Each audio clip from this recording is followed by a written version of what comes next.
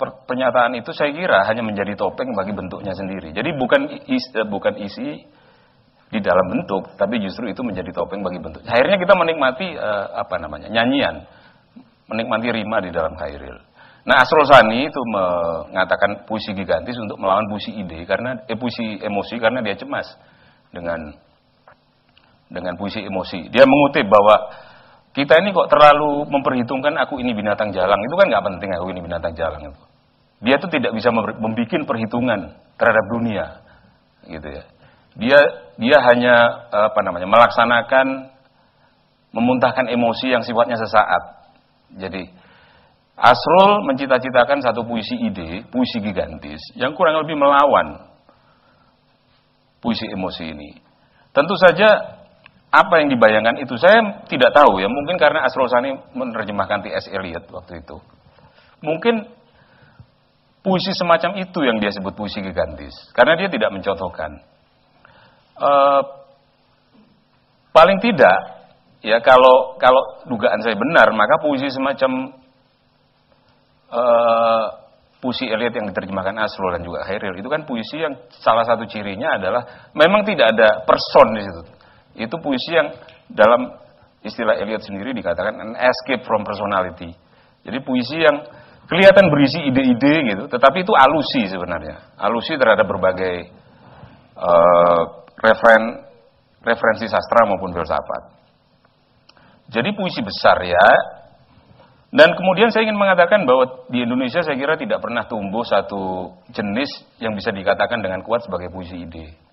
Seperti di Polandia misalnya. Di Polandia itu pada awal abad 20 misalnya, itu tumbuh, misalnya ini di Polandia contohnya, itu di tempat lain ada. Itu puisi-puisi yang memang bertolak dari ide-ide filsafat, sekaligus bersikap ironis terhadapnya gitu. Kalau kita baca Szymborska misalnya, atau Zbigniew Herbert, atau Miłosz. Jadi, apakah itu puisi besar ya? Belum tentu, bisa juga disebut puisi lirik. Cuma memang ide-ide di situ tuh telanjang ya, telanjang tapi sekaligus menelanjangi dirinya sendiri. Jadi ironis. Pembaruan, tadi tersirat dikatakan pembaruan. Apakah Sutarji dan seterusnya itu? Ya, saya hanya ingin mengatakan bahwa kita tidak harus melihat sejarah atau kasanah puisi itu secara linear ya, bahwa yang ini lebih baru dari kemarin. Dan itu saya kira harus dihubungkan dengan pengaruh ya. Misalnya kalau kita melihat teknik atau pengaruh puisi pada Khairil, pada Gunawan atau Sapardi kan nggak ada masalah sebenarnya kan. Kita melihat pengaruh Sapardi pada Pinurbo itu buat saya tidak ada masalah. Tetapi itu menjadi bermasalah kalau lihat puisinya Gus T.F. Sakai atau Dorothea. Itu misalnya, jadi pengaruh itu berbagai segi. Bermasalah karena dengan pengaruh orang dengan gampang juga meloloskan diri ke tempat lain, ya, ke bentuk-bentuk puisi yang lain. Tetapi dengan pengaruh juga orang menjadi terbungkus ya oleh bayang-bayang seseorang atau satu figur yang hendak dibunuhnya. Dia semakin ingin membunuh semakin kejeblos ke situ. Itu kayak teori Freud yang mengatakan bahwa orang selalu ingin membunuh bapaknya tapi selalu terjeblos ke dalam bayangan bapaknya gitu. Jadi menurut saya, nah kemudian pengaruh kan harus diperluas juga sebagai satu masalah dalam kreasi, dalam penciptaan. Tadi saya kira saya kurang adil kalau mengatakan hanya sekedar menghubungkan puisi Sapardi dengan Khairil misalnya.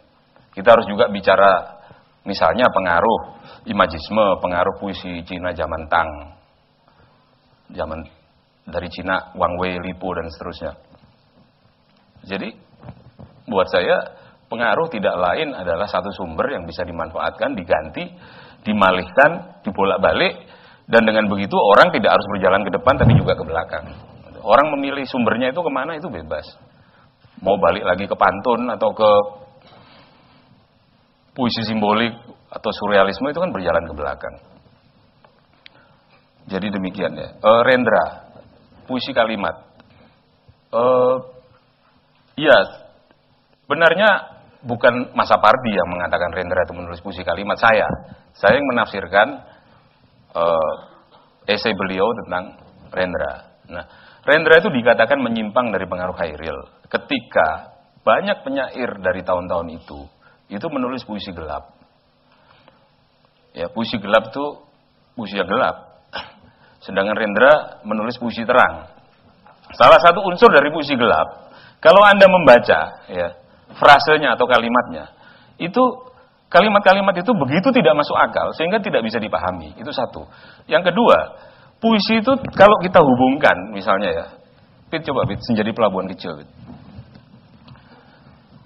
Puisi-puisi itu ya, frase-frase gelap itu kalau kita hubungkan itu menjadi lebih gelap lagi, gitu loh. Jadi dengan kata lain koherensi tidak ada. Kalau kita lihat puisi ini ya, puisi ini kan seolah-olah mudah dipahami, menjadi pelabuhan kecil. Tetapi sebenarnya karena kita sudah terbiasa saja. Sebenarnya ini puisi sulit, cuma karena kita sudah terbiasa. Jadi misalnya kalau Anda periksa misalnya, ini semua urutan ya, itu ditabrak oleh Khairil. Ditabrak sehingga puisi ini sebenarnya dalam frase-frasenya sendiri itu sulit, tetapi di dalam keseluruhannya dia membentuk satu suasana yang sangat kuat, iya kan?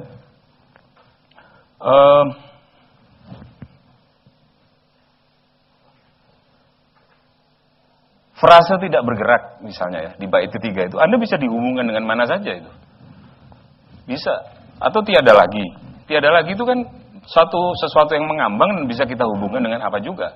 Apakah dia fungsinya sebagai sesuatu yang melenyapkan apa yang kita pandang pada 2 baris sebelumnya, atau untuk memperkuat sendiri di dalam aku sendiri. Ya. Dengan kata lain ini adalah lawan dari puisi gelap. Nah, teknik yang semacam ini itu akan menyulitkan bagi penyair yang cuma terpesona pada bentuk seperti ini, ya, pada bangun kalimat yang seperti ini, tapi tidak menguasai bahasa Indonesia. Itu terjadi pada tahun 50-an. Nah, Rendra muncul, ya, dia bukan hanya berbeda sama sekali dari sekitarnya, tetapi Rendra itu membuat kalimat-kalimat yang jernih, ya, yang sangat terang benderang, dan lebih daripada itu, kalimatnya itu selesai. Jadi setiap kalimat mudah dipahami. Itu satu. Yang kedua, pada Rendra, pada sebagian sajaknya kita melihat adanya potensi sebuah puisi itu berbicara tidak tentang aku, yang pada waktu itu identik dengan diri penyair, tetapi tentang benda-benda, tentang pisau misalnya. Seperti itu. Ya, saya sudah menjawab. Satu lagi yang terakhir, puisi kalimat ya. Saya kira puisi kalimat ini serius sebagai satu bentuk normalisasi juga sekarang. Ketika puisi gelap terlalu banyak, kita harus berpikir lagi bahwa puisi-puisi yang berdasarkan kalimat, yang unit terkecilnya kalimat itu adalah puisi memang yang seharusnya ditulis seperti sekarang ini. Puisi-puisi prosanya Sapardi Djoko Damono itu kan sebenarnya unit terkecilnya adalah kalimat, ya kan? Yang dimainkan di situ adalah logika, saya kira, logika bahasa, ya seperti tadi itu. Seperti seorang kau yang menghilang pada suatu musim hujan lalu kembali lagi sebagai dia, yang tidak bercerita tentang pengembaraan si kau yang menghilang tadi itu kepada aku. Itu kan permainan permainan sudut pandang, permainan nalar. Tetapi paragrafnya, kalimat-kalimat itu adalah kalimat sempurna dan paragraf sempurna. Berbeda dengan ini misalnya, ya kan? Yang kalimatnya tidak ada yang sempurna, baik secara nahu maupun semantik. Begitu. Nah, seorang penyair tentu saja bisa kembali ke belakang. Itu tidak merupakan keajaiban, ya. Dia bisa kembali ke belakang, lari lagi ke depan. Seorang penyair bisa juga lari ke tempat lain. Bahkan seorang penyair bisa menciptakan heteronim. Heteronim itu menciptakan banyak kepribadian, menciptakan masing-masing nama untuk kepribadian itu. Ya, dan di bawah setiap nama itu muncul puisi dengan karakter yang berbeda. Itu misalnya dilakukan oleh seorang penyair Portugis. Ya kan?